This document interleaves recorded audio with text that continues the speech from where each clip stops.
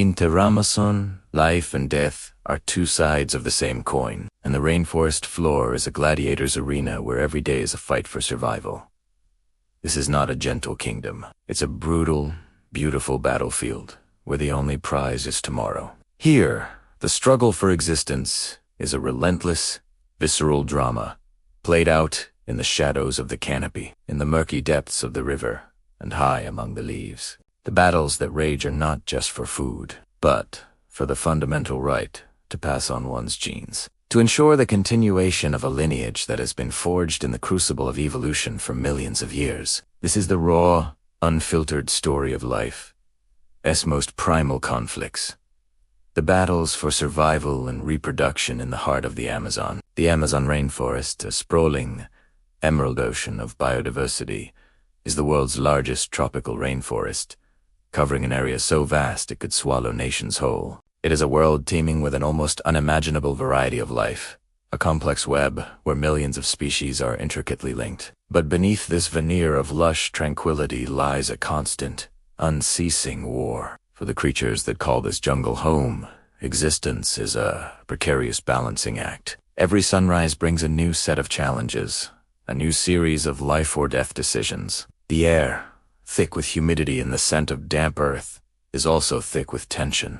Predators stalk the undergrowth, their senses honed to detect the slightest flicker of movement, the faintest scent of prey. Their very survival depends on their ability to hunt, to kill, and to consume. The jaguar, the apex predator of this realm, moves with a silent, ghostly grace. Its spotted coat, a masterpiece of camouflage, allows it to melt into the dappled light of the forest floor. It is a solitary hunter, a patient assassin, capable of taking down prey as formidable as the caiman in the water or the tapir on land. Each hunt is a high-stakes gamble. Success means a life-sustaining meal, but failure means a step closer to starvation, a weakening that could make it vulnerable to its own rivals or disease. In this world, the hunted are just as specialized, just as refined by the pressures of natural selection. The capybara, the world's largest rodent, may seem placid as it grazes by the riverbanks,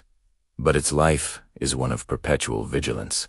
Its high-set eyes, ears, and nostrils allow it to remain almost completely submerged in water.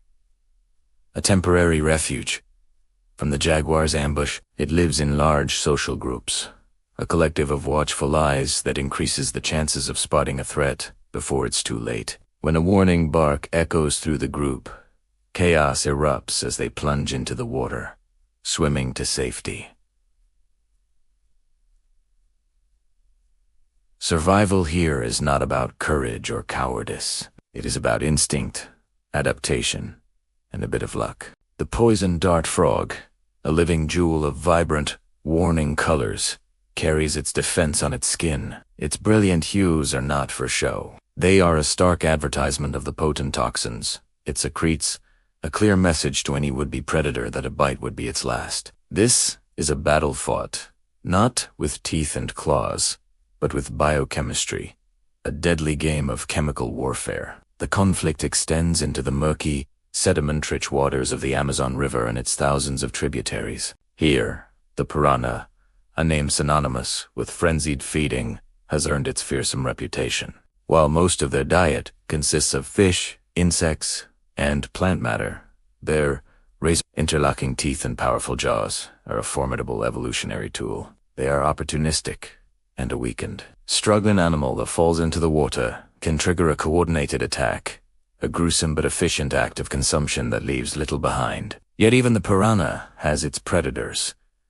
The pink river dolphin, an ancient and intelligent cetacean, navigates these opaque waters using sophisticated echolocation, hunting fish, including piranhas, with remarkable precision. The black caiman, a reptile that can grow to over 15 feet, is an ambush predator of terrifying efficiency. It can lie motionless, resembling a submerged log, waiting for an unsuspecting capybara monkey, or even a young jaguar, to come to the water's edge. In a sudden, explosive burst of power, the hunt is over. But the fight for survival is only half the story. The other, equally intense struggle is the battle for reproduction. The drive to pass on one's genes is the engine of a force that shapes the most bizarre, beautiful, and brutal behaviors in the animal kingdom. In the Amazon, this competition is on full, spectacular display. The cacophony of the rainforest is not just a random collection of sounds. It is a symphony of advertising, a chorus of individuals declaring their fitness, their territory, and their availability. The male howler monkey, whose territorial roar can travel for 3 miles through the dense forest, is not simply making noise.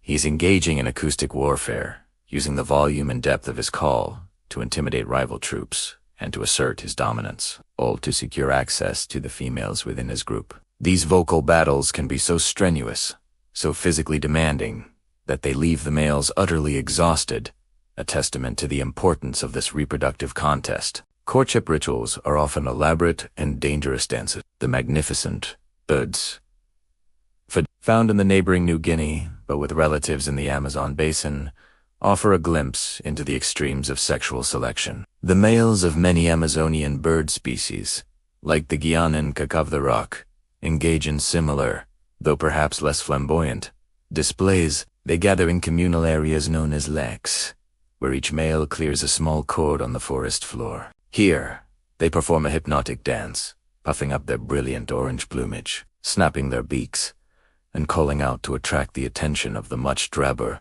discerning females. The females watch these performances critically, judging the males on their vigor, the brightness of their feathers, and the quality of their display. It is a pageant where only the most impressive performers will be chosen to mate, ensuring that only the genes of the strongest, healthiest, and most visually stunning males are passed on. This female choice is a powerful evolutionary force, driving the males to become ever more spectacular, sometimes to the detriment of their own survival, as bright colors also attract predators.